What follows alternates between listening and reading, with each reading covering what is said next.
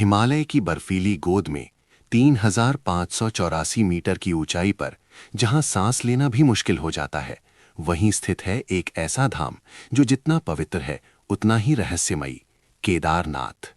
ये सिर्फ एक मंदिर नहीं, बल्कि आस्था, विज्ञान और अलौकिक चमत्कार का संगम है। 16 जून 2013, वो रात कभी नहीं भूल सकने वाली थी। काली घनघोर रात, गर्जन करती बिजली और बरसता पानी जो थमने का नाम नहीं ले रहा था।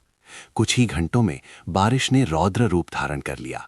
पहाड़ टूटने लगे, नदियां उफान पर थीं और केदार घाटी मानो प्रलय में डूब गई थी। मंदाकिनी और सरस्वती नदियां अपनी सीमाएं तोड़ चुकी थीं और जब विनाश का तूफान केदारनाथ मंदिर की ओर बढ़ा, तभी अचानक एक विशाल पत्थर मानो किसी अदृश्य शक्ति के आदेश पर मंदिर के ठीक पीछे आकर रुक गया। उसने पूरी बाढ़ का रुख मोड़ दिया और जहां चारों ओर तबाही थी, वहीं केदारनाथ मंदिर अक्षुण्ण खड़ा रहा। लोगों ने उस चट्टान को भीमशिला कहा गया। ये कोई साधारण पत्थर नहीं था, बल्कि स्वयं महाभारत के भीम से जुड़ा हुआ प्रतीक। क्या ये सिर्फ एक संयोग था या शिव की माया?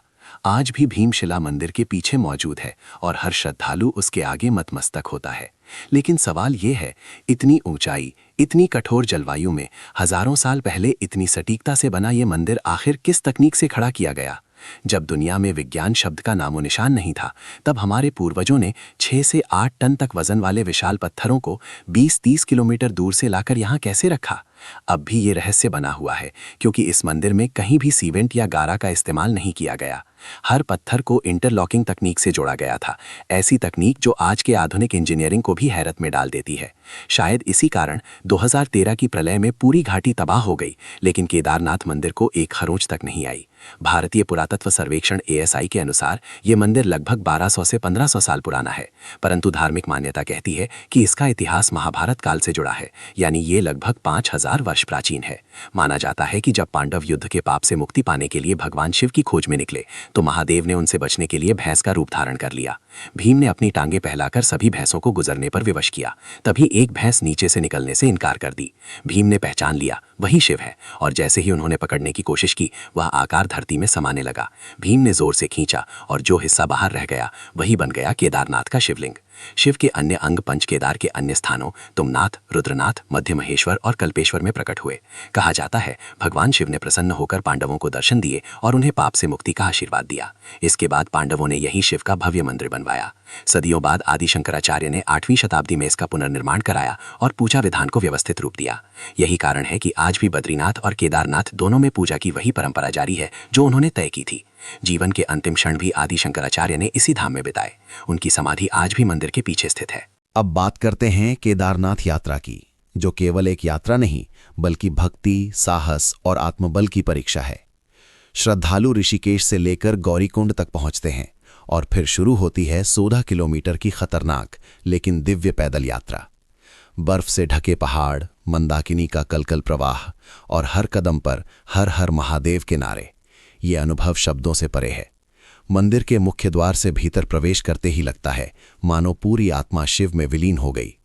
त्रिकोणाकार शिवलिंग, जो स्वयं भगवान के कूड़ड़ का प्रतीक है, वहां स्थापित है। हर सुबह 4 बजे अभिषेक पूजा होती है और रात 9 बजे तक पूजा अर्चना जारी रहती है। लेकिन असली रहस्य अब भी बाकी है, वो दीपक जो 6 महीने तक लगातार जलता रहता है। जब बर्फबारी शुरू होती है और मंदिर के कपाट भाई दूज के दिन बंद किए जाते हैं, उस समय गर्भगृह में एक ज्योति प्रज्वलित की जाती है, जो बिना किसी मानवीय देखभाल के अगले 6 महीनों तक जलती रहती है। जब कपाट दोबारा खुलते हैं तो वो दीपक जलता हुआ पाया जाता है। फूल बेलपत्र ताज़ा मिलते हैं। कहते हैं उस दौरान यक्ष और गंधर्व स्वयं भगवान की पूजा करते हैं। विज्ञान के लिए ये अब भी एक अनसुलझी गुत्थी है। -20 डिग्री सेल्सियस तापमान में बिना हवा और ऑक्सीजन के लौ कैसे जलती रहती है? घी समाप्त क्यों नहीं होता? ये रहस्य आज तक कोई नहीं सुलझा पाया। इसी तरह की एक अद्भुत कथा भी प्रसिद्ध है। सदियों पहले एक शिव भक्त बर्फ और पहाड़ों से जूझता हुआ मंदिर पहुंचा, लेकिन कपाट बंद हो रहे थे। उसने पुजारी से विनती की, पर अनुमति नहीं मिली। वो वहीं बैठ गया, ठंड और भूख से तड़प रहा था। तभी एक अघोरी बाबा आए, रुद्राक्ष धारण किए हुए, जटाओं वाले, हाथ में त्रिशूल और डमरू लिए। उन्होंने उसे भोजन दिया और आग जला दी। सुबह जब भक्त उठा तो देखा मंदिर के द्वार खुले हैं, पर पुजारी ने बताया कि कपाट 6 महीने बाद खुले हैं। भक्त स्तब्ध रह गया और तब सबने समझा वो अघोरी कोई और नहीं, स्वयं भगवान शिव थे, जिन्होंने अपने भक्त की रक्षा की। अब चलिए मंदिर की एक और अद्भुत परंपरा की ओर। यहाँ के पुजारी, जिन्हें रावल कहा जाता है, कर्नाटक के वीरशैव ब्राह्मण वंश से आते हैं। पीढ़ी दर पीढ़ी वे इस मंदिर की पूजा करते हैं और उनकी व्यवस्था आदि शंकराचार्य द्वारा निर्धारित है। लेकिन इस मंदिर का संबंध केवल उत्तराखंड तक सीमित नहीं है। केदारनाथ से लेकर रामेश्वरम तक भारत के प्रमुख शिव मंदिर लगभग 79 डिग्री देशांतर रेखा पर एक सीध में स्थित हैं। केदारनाथ, ओमकारेश्वर, महाकालेश्वर और अंत में रामेश्वरम। क्या ये भी संयोग है, या फिर हमारे ऋषि मुनियों ने हजारों वर्ष पहले ही ऊर्जा रेखाओं यानी एनर्जी लाइंस को पहचान लिया था? शिव सिर्फ विनाश के देवता नहीं, बल्कि ऊर्जा के ब्रह्म स्रोत हैं। ये संभव है कि इन मंदिरों की सीध एक दिव्य ऊर्जा नाड़ी का प्रतीक हो, जो स्वयं शिव की शक्ति का भौतिक स्वरूप है। केदारनाथ के हर पत्थर में, हर कथा में और हर सांस में यही शक्ति बहती है। ये मंदिर हमें बताता है कि श्रद्धा, विज्ञान और ऊर्जा एक दूसरे से अलग नहीं है, वे सब मिलकर ही शिव हैं। तो अगली बार जब आप केदारनाथ धाम जाएं और मंदिर के सामने खड़े हों, याद रखिए, ये सिर्फ एक स्थान नहीं, एक अनुभव है। वो दीपक जो बर्फ में भी जलता है, वो पत्थर जो प्रलय को रोक लेता है, और वो वातावरण जो आत्मा को शिव के समीप ले जाता है। ये सब केवल आस्था नहीं, बल्कि जीवित प्रमाण है कि ये धाम सचमुच दैवीय ऊर्जा केंद्र है। हर हर महादेव, जय भोलेनाथ।